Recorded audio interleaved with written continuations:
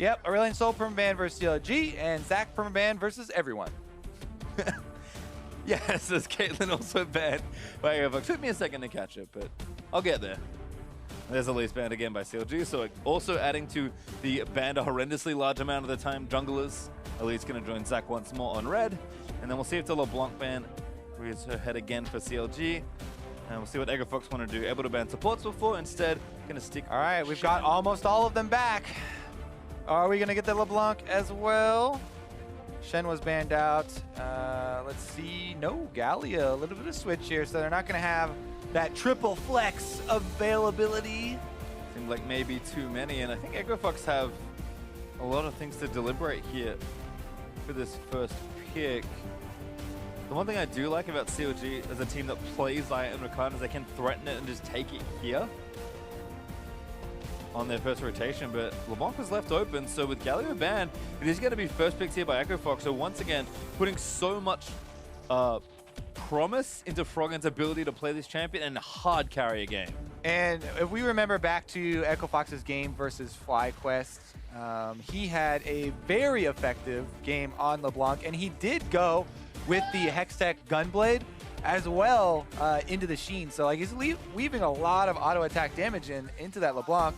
And with that 7-2-3-3 or 7-2-3 score, a pretty big carry, and no wonder why they're willing to first pick it for him. Yeah, on CLG's side, they actually love how they've started this draft. We've got Gragas once again, that flex for Darshan and Dardoch, and then Xayah here for 6A, which is kind of the good half on its own of Xayah and Rakan. Yeah. But realistically, are Airvox going to take Rakan here? I mean, it's interesting, right? Gate has been one of the support players to play so many different ones.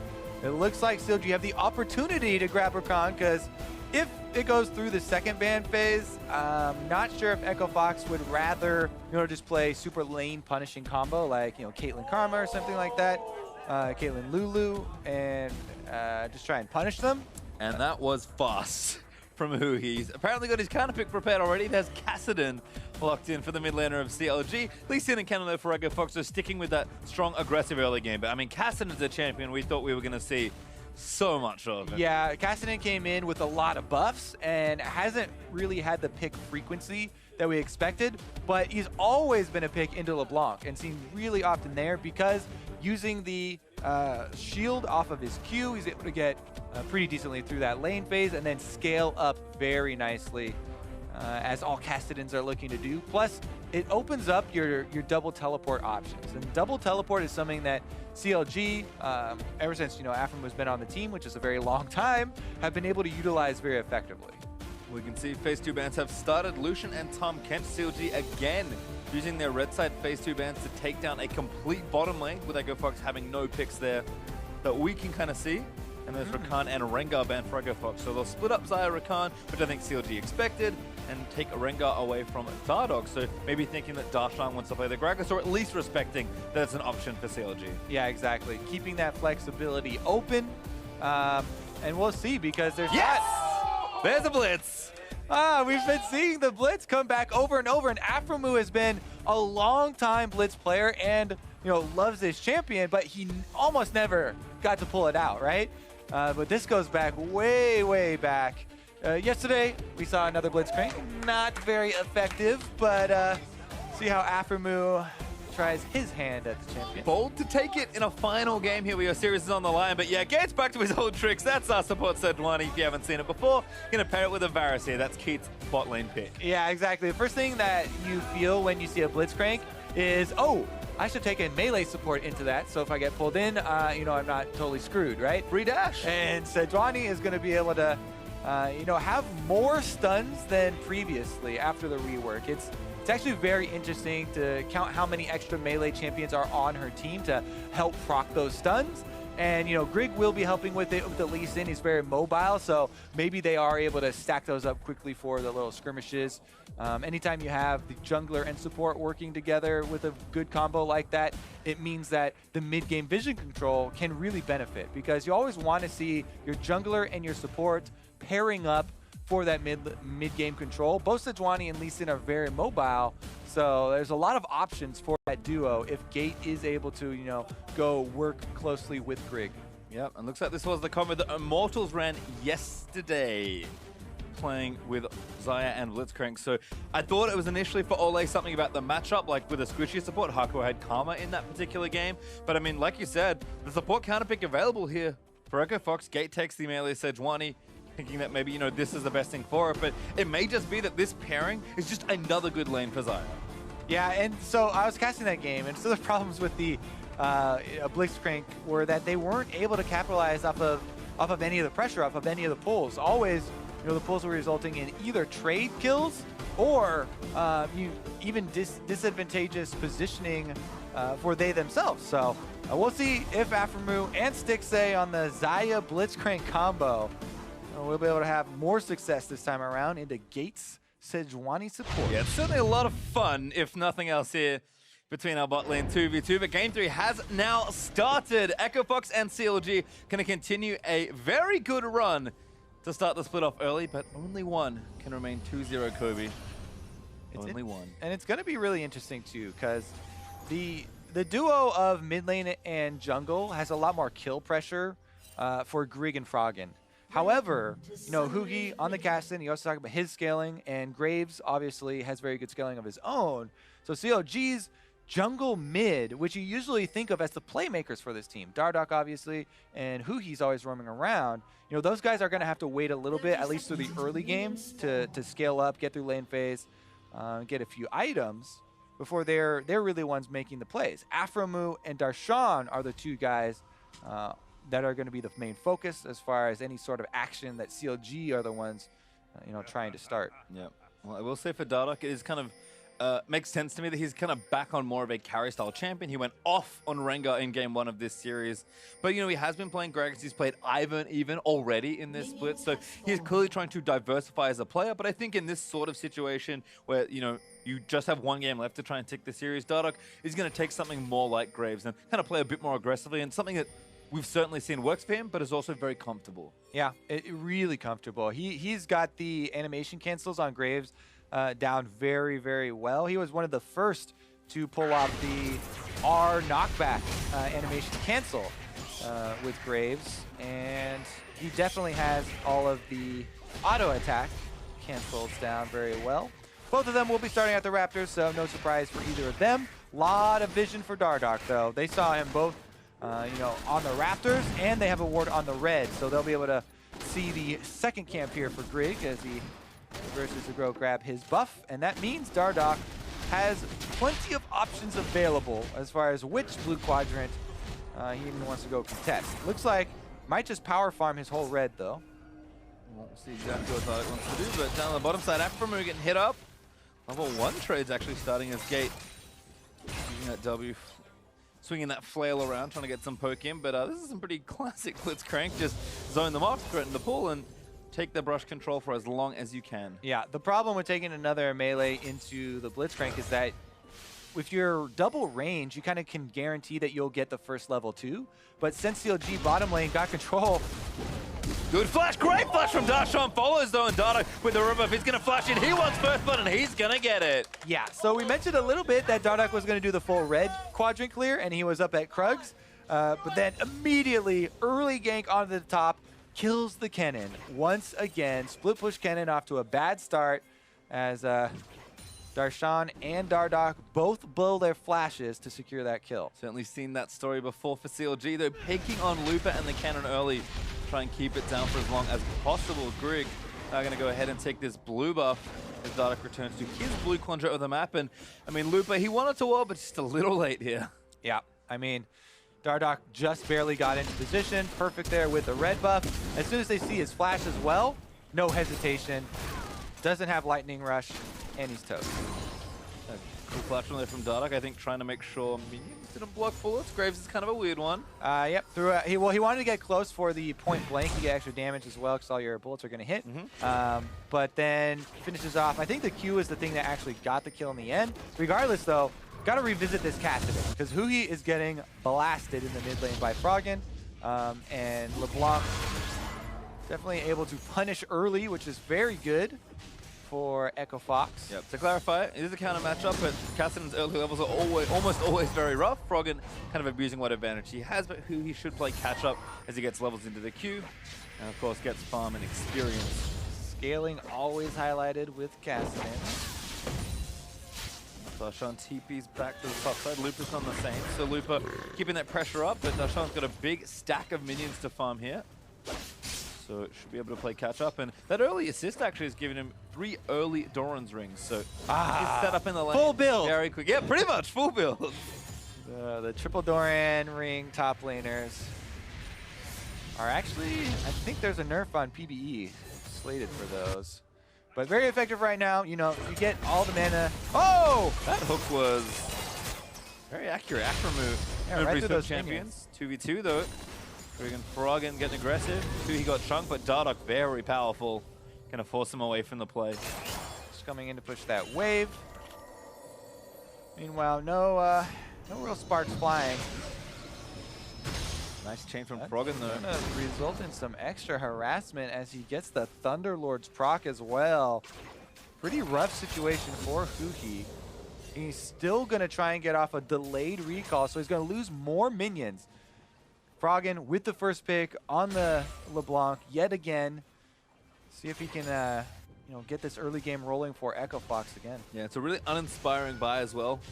For Huhi, just a Ruby Crystal and some consumables. I mean, he needs to get through lane. He's kind of buying items to help him do that. But Froggen, double Durance, got a boots, and when he goes back, he should be pretty strong, whichever item he decides to go for.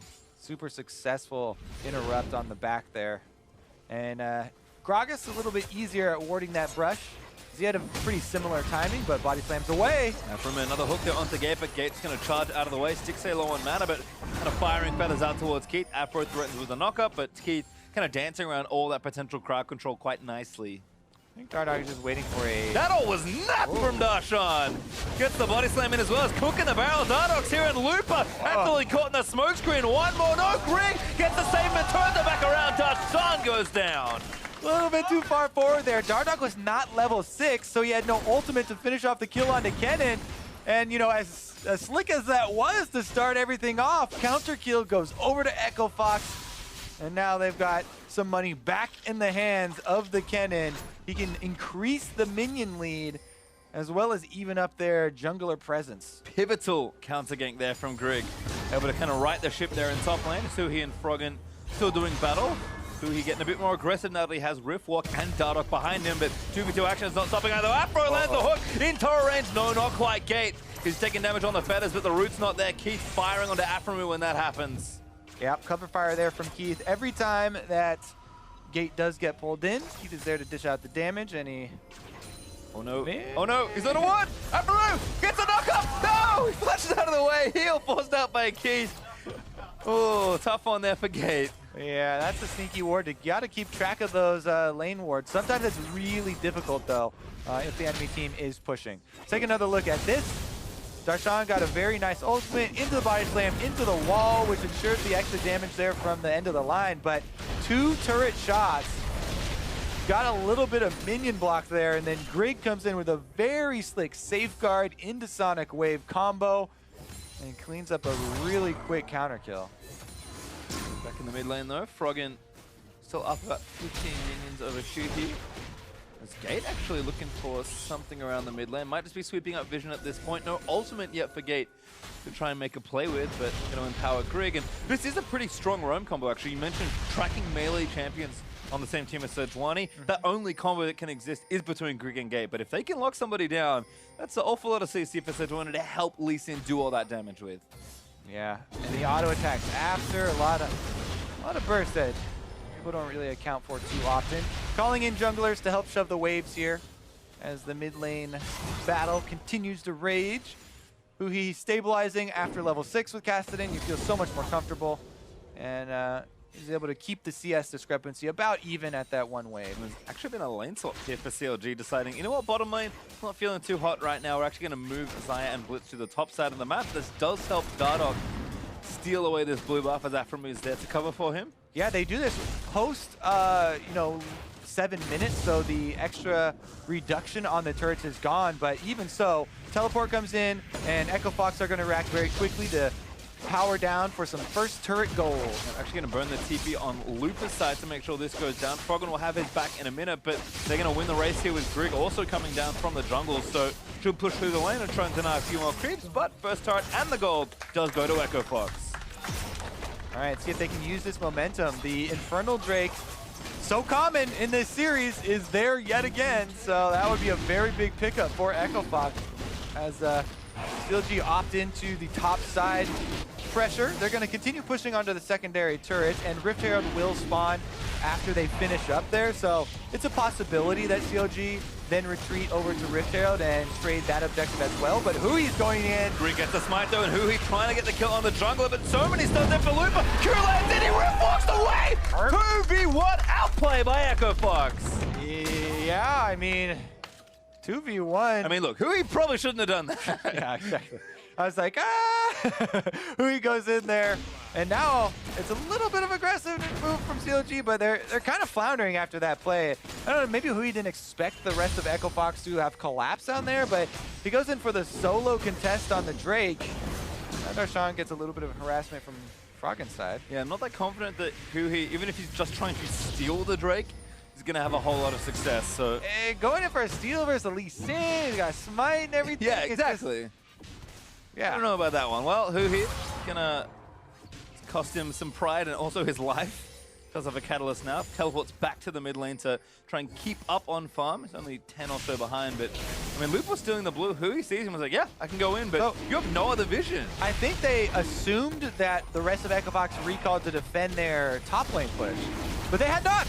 They had just pushed down that other turret and had stuck around, so Hui thought that maybe he was going to get some alone time with Grigny in the Dragon Pits. Not the case. Certainly not. It's 3vx. CLG actually collapsing with 4 people right now on the ultimates. top. Afro behind, make it 5 as Grig, good ward.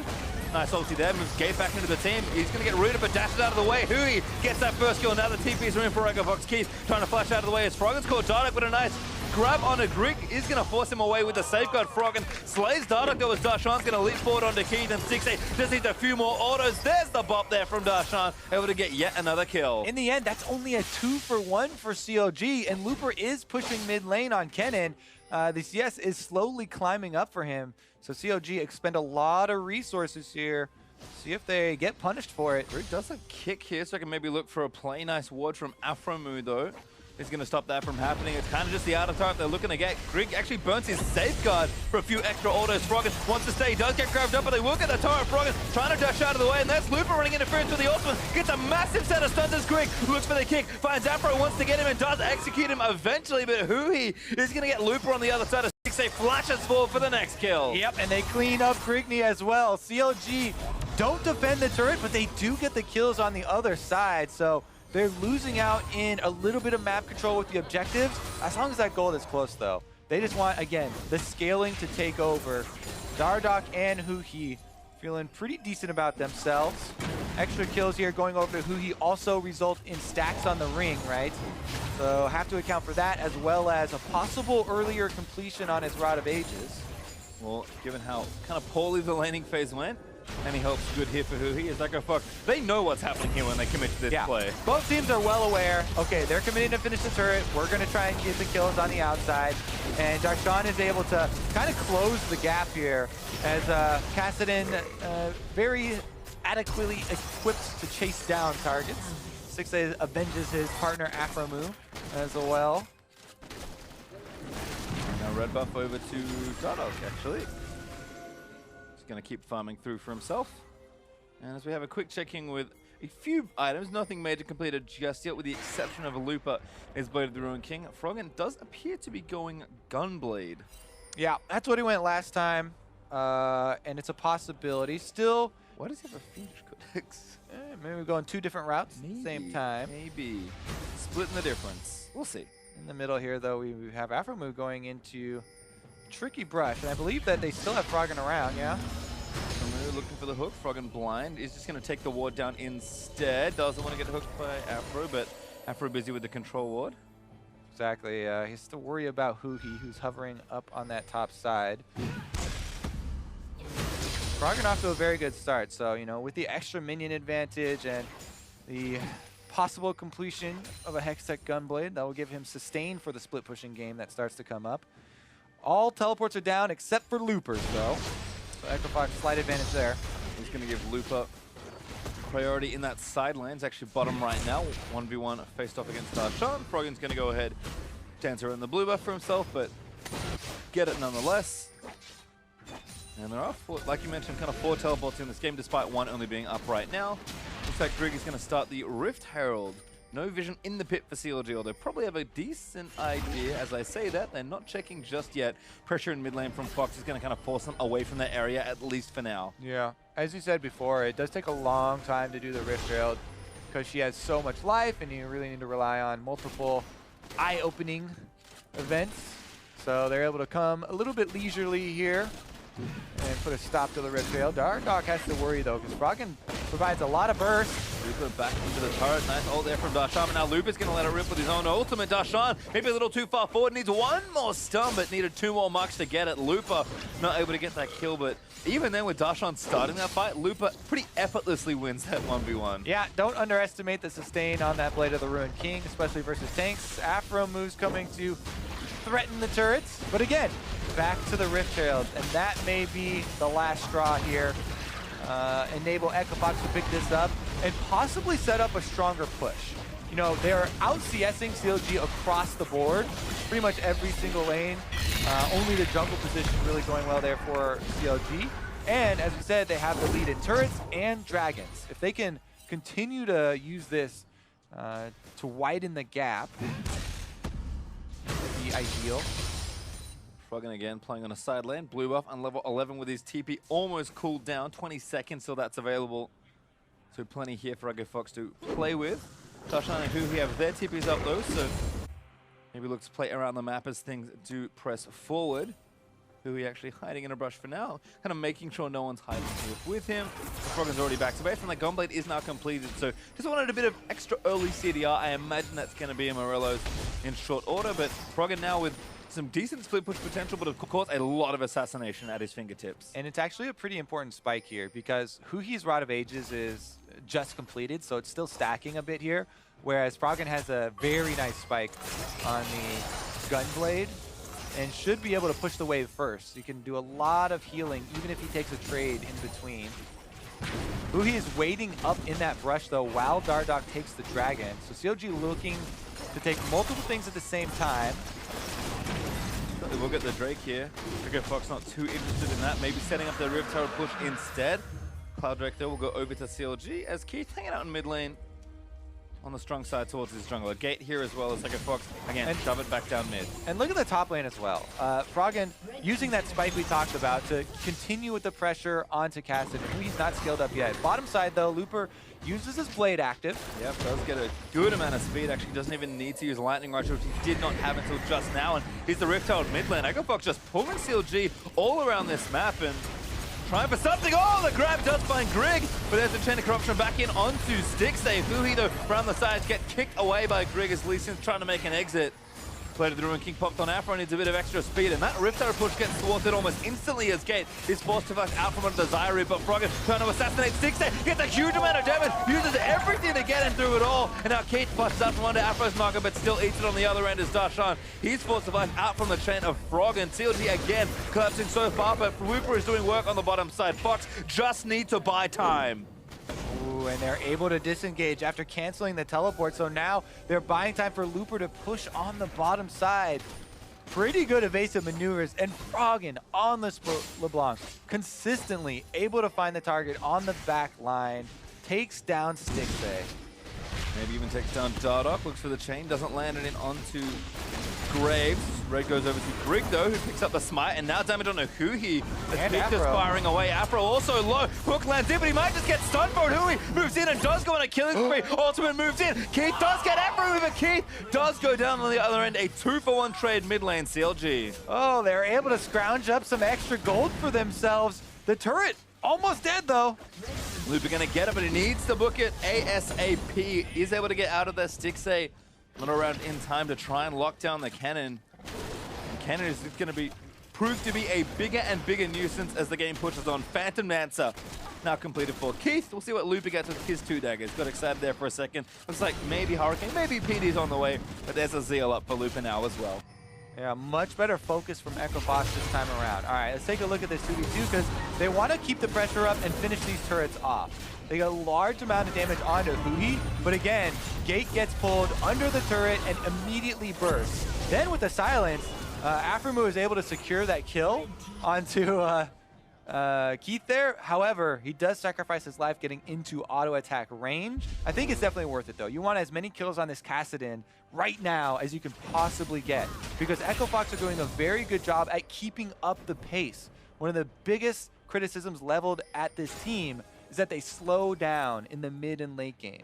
But they've done a good job keeping up their pressure and committing to that cannon split push, which has earned them, you know, extra gold advantages. Well, it does feel like CLG are playing a very similar looking mid game than they did in game number 2. All the kills are going to their late game split push. It was Darshan's Fiora in game 2.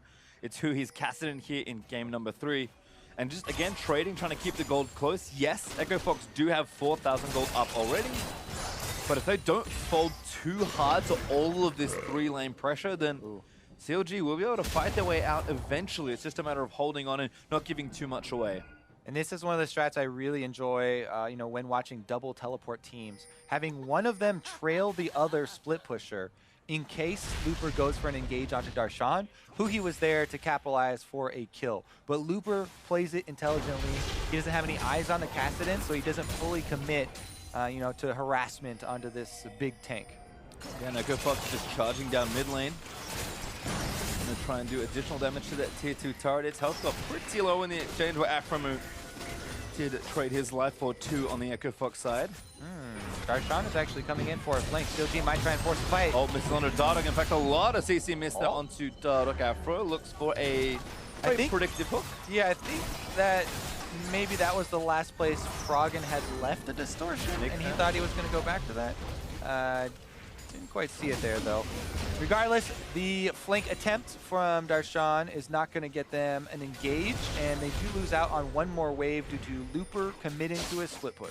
Looper's actually kind of he got the wolf, though. To get the big one, but Looper's going to get the small ones. That is Froggen CC'd for days. Aframu gets the kill with his Ignite. Whoa, what a pull there, and the Blitzcrank actually is coming up decently big for CLG. Playmaking abound. They really need it too because secondary turrets are getting so low. They've already lost one and the mid about to fall. So every kill they get buys them some more time to get back out onto the field and get some much needed vision. Yep, vision around Baron is where they're looking as well. So Echo Fox into respect. Last auto. Oh, that's awkward. Those regenerate. Looking for a pick maybe perhaps instead. Can clear it out in the next few seconds, so don't need to rush things just yet. Froggen up in 3 seconds with his TP. We can join a fight if Fox want to start one, but the Drake is up in 40 seconds, and I think we'll start seeing people maneuver back around to their respective lanes. And Looper with his Hurricane is going to get this lane shoved out as quickly as possible. Yeah, no problems here.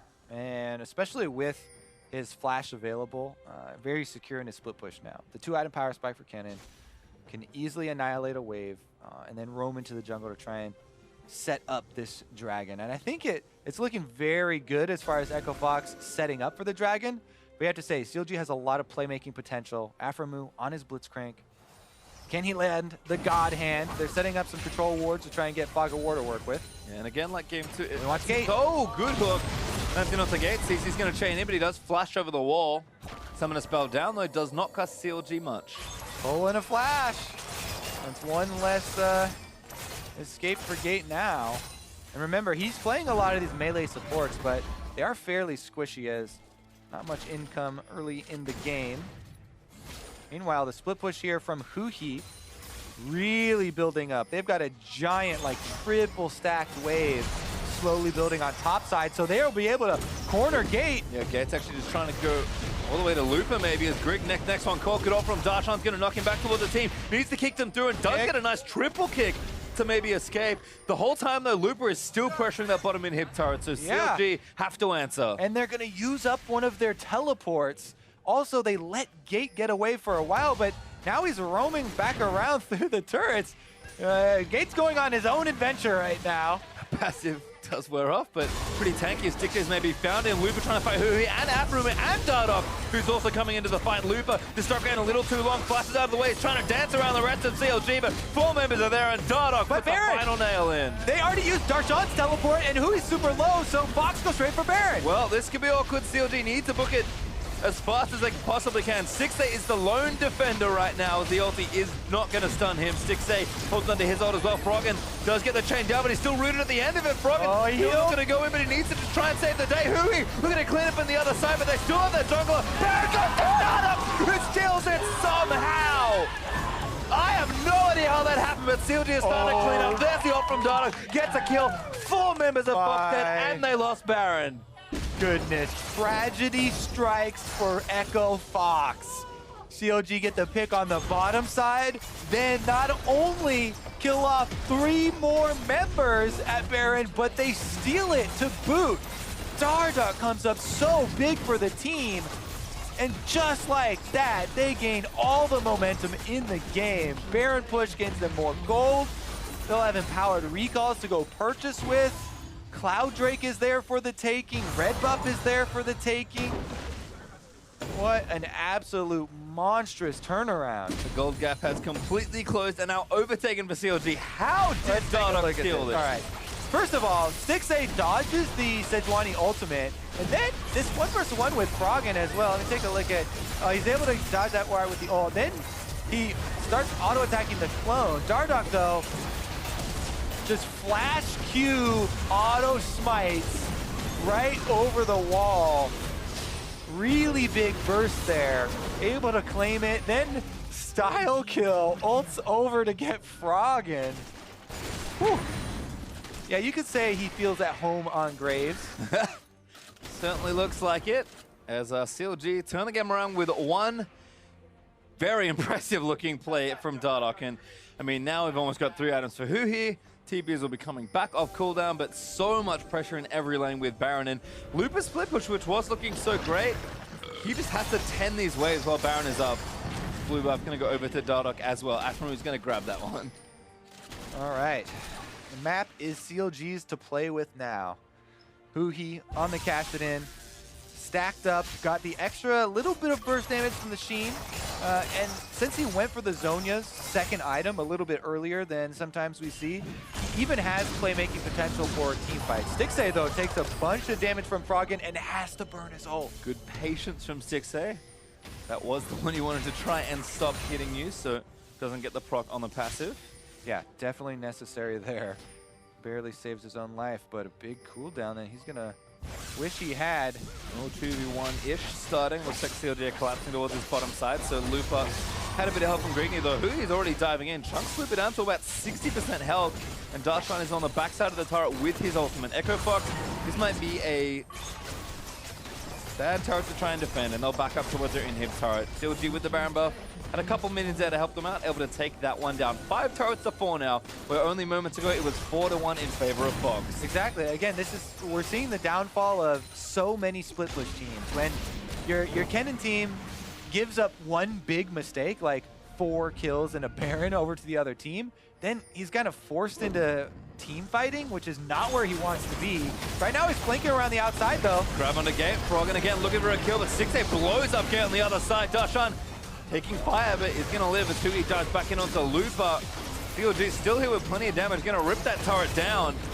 And now still 4v5. Fox is trying to defend their base. Yeah, Inhibitor's going to go down pretty seamlessly here for CLG. They get the kill, and they get the objectives on their way out. They're starting to feel out of reach even now for Echo Fox, which is incredible to think, given how much of a lead they have. But CLG, one steal of the Baron by Dardoch. A follow-up fight, and it just cascades to such a big lead already. Exactly.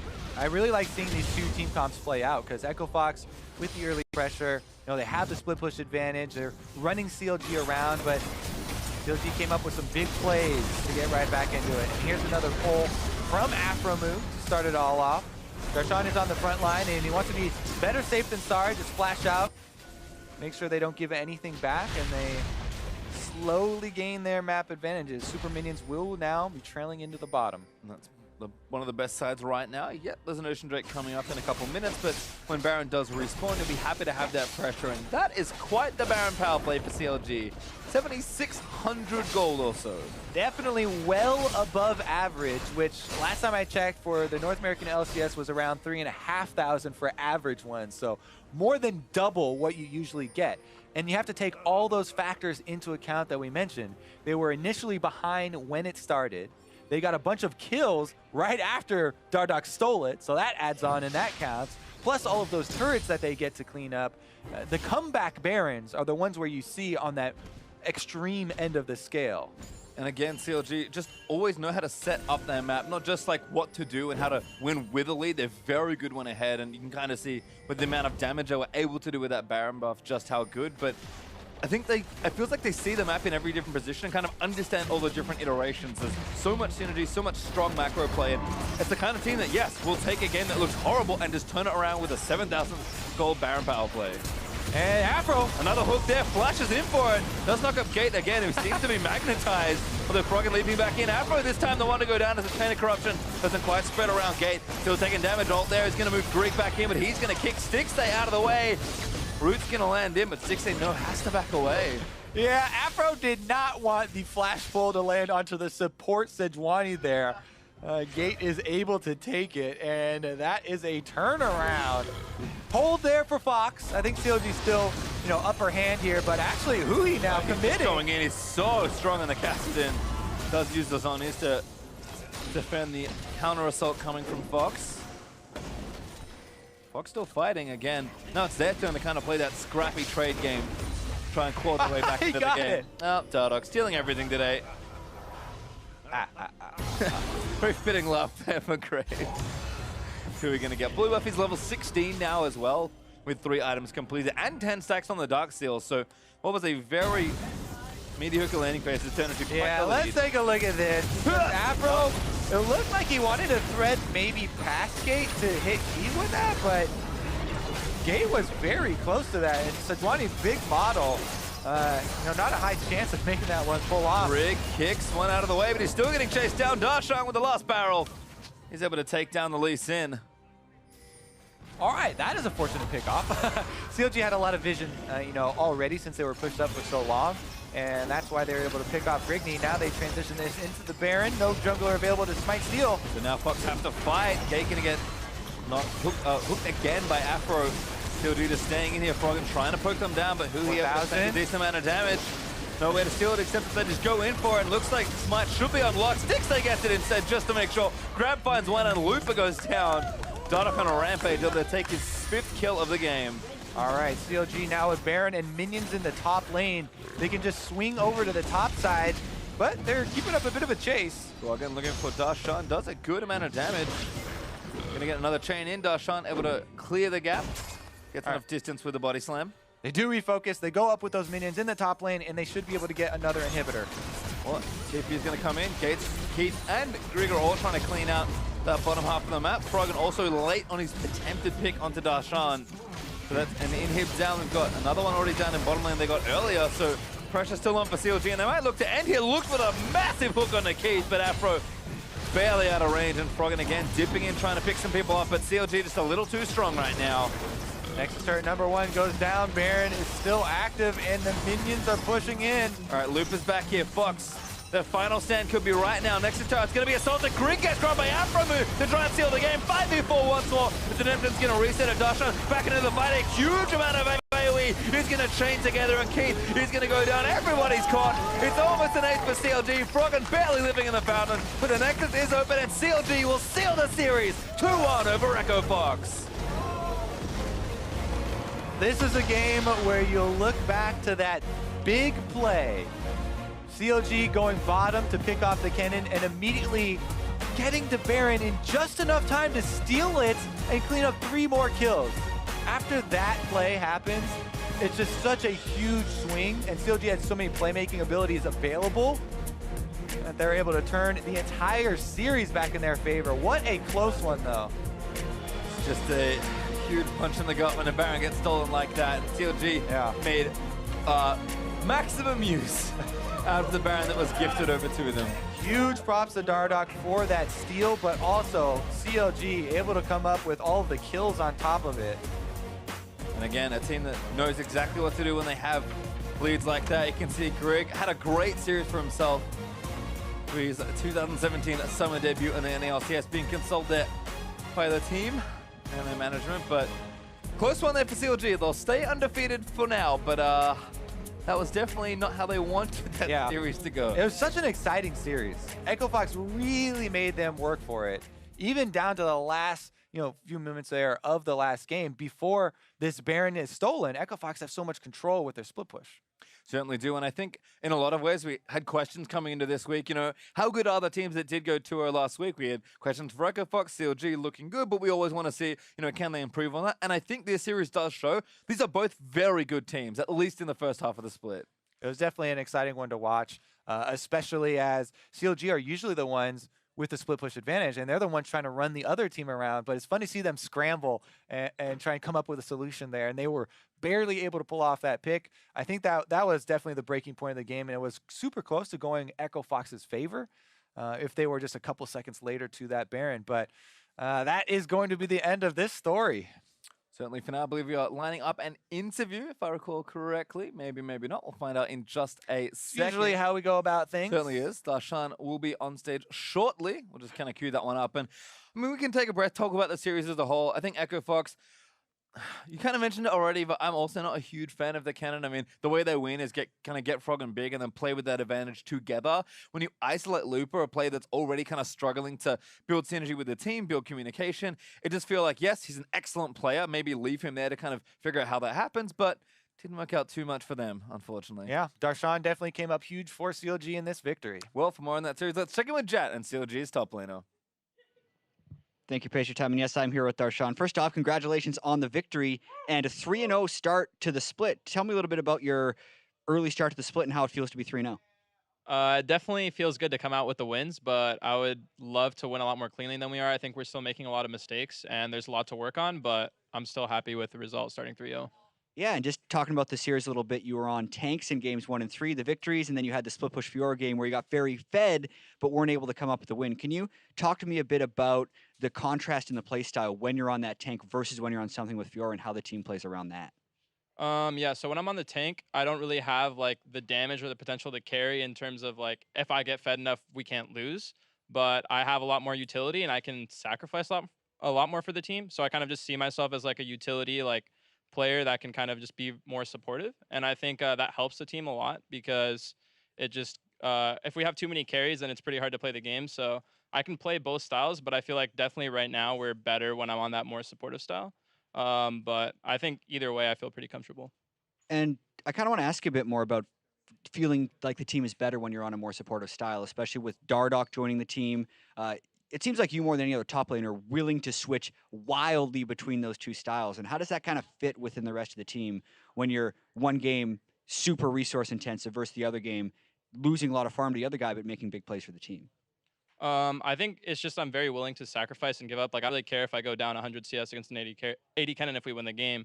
And I understand that, and I understand my role. And initially, when I first was a pro, like, all I did was play, like, carries, like Tryndamere, Riven, Jax, Kha'Zix, top lane when he was meta in Season 3. But I was used to that style, and then I kind of, like, grew up and learned how to play both styles. So I'm completely fine playing either style. And as we move on to the season, I'm sure we'll be using more of both.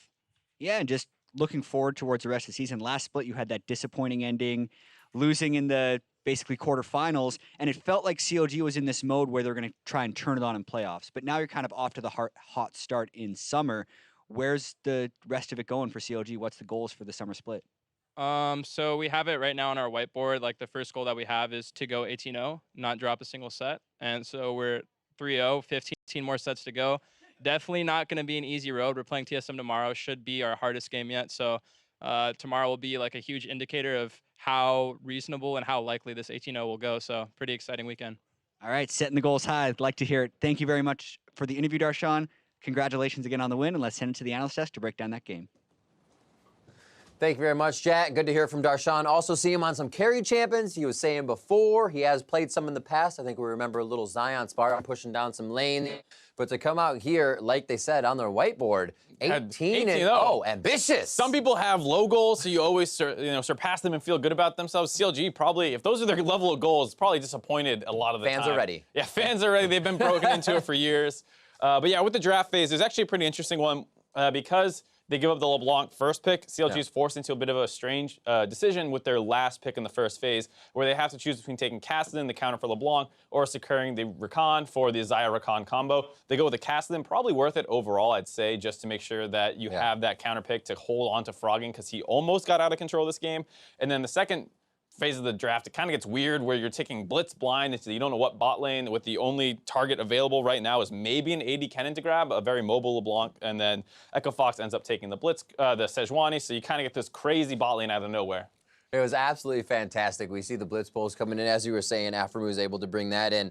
But big plays coming in. We see 11 minutes, 2 for 1 in the top. A lot of this started to revolve around the strength of what Dardoch and the rest of the team was bringing to the table. And this is a situation that actually doesn't happen that much anymore, where your bot lane is in a long lane with a turret down behind it and the enemy top laner having teleport. Back in the day with 2v1s, everyone was used to this situation. This time around, Echo Fox showing probably a little bit of unfamiliarity with this, getting a 2 for 1 against them. And it wasn't the end of the world. They were still ahead in some of the other lanes. Kennen that whole time was just split pushing down the bot lane. He didn't have teleport to match. He got kind of further ahead. And that's where the game kind of ended up, where Echo Fox was always split pushing, always had people pulling the rest of CLG around the map. They had the Blitz crank, they wanted to make the big play, but it was kind of hard to actually get a grasp onto the rest of Echo Fox. And it was actually really good to see Echo Fox doing this, because they were a team that would always sometimes put everything on Frog and hope the game could go that way. It went this way with LB. That's just kind of the way it files out when you put the utility or the power onto her. But they are showing that they can do different things, shut down TSM in a lot of these fights. But then it comes to the crazy, crazy objective fights. You get this Baron go, when they went for Baron, I should say, in a good fight. CLG Baron steal and a 4-0. Yeah, it was right after they picked off the Kennen, the bot lane. This makes Echo Fox finally group up and pin themselves against the wall here, where they have been trying to split the whole game. Right. It takes too long. They don't have great damage for it. LeBlanc notoriously bad at securing objectives as opposed to standard mages. It buys time for CLG to collapse. Great steal by Dardoch. Excellent combo for kind of going to that situation a little blind, and then still has the follow-up to get a couple kills as well. And Dardoch started going a little crazy in that fight, but the story was that Kassadin ends up with almost 24,000 damage. If you're wondering between Xayah and Rakan, or Rakan and Kassadin, excuse me, I think the Kassadin pick, like we said, worked out pretty well for them. Absolutely. As you said, you see the damage on the board. Player of the game, rights going over to Dardoch for that huge Baron steal, as well as kind of keeping consistency throughout the games, as it doesn't matter coming across, but still, good third game, strong play in the Graves. Yeah, and I think that's the big thing, is the fact that, you know, before that Baron steal, they were down about 4,000 gold, and off the back of it, they climb all the way up to about 5,000 ahead. He did a great job throughout the game, staying relevant, but especially once he got the lead, that's when he started blowing people up, because Kassadin, like we said, kind of scales better throughout the game. And once Dardoch had secured them the late game, that's when he really, really came online. It'll be interesting. CLG plays TSM tomorrow. They actually just lost their game. Semi-spoiler, not spoiler, as you're watching the LCS. But it'll be great to see. Ken, with TSM now with this loss, is CLG going to go 4-0, or are they going to be able to find such a lead? I mean, it's scary, especially for TSM. Obviously, if you're a CLG fan, great 4-0. But if you're 3-1 at the end, that's not too bad. But if you're TSM, looking at the difference between 2-2 and 1-3, it's pretty terrifying. Because right now, CLG probably the favorites right now for best team in the league early on, and it's not going to get any easier for TSM tomorrow. Well, that is tomorrow. We still got more good action today, some good league action. Coming right up, we got Team Liquid hoping to bounce back from their Week 1 performance against Team Envy. Do not go anywhere.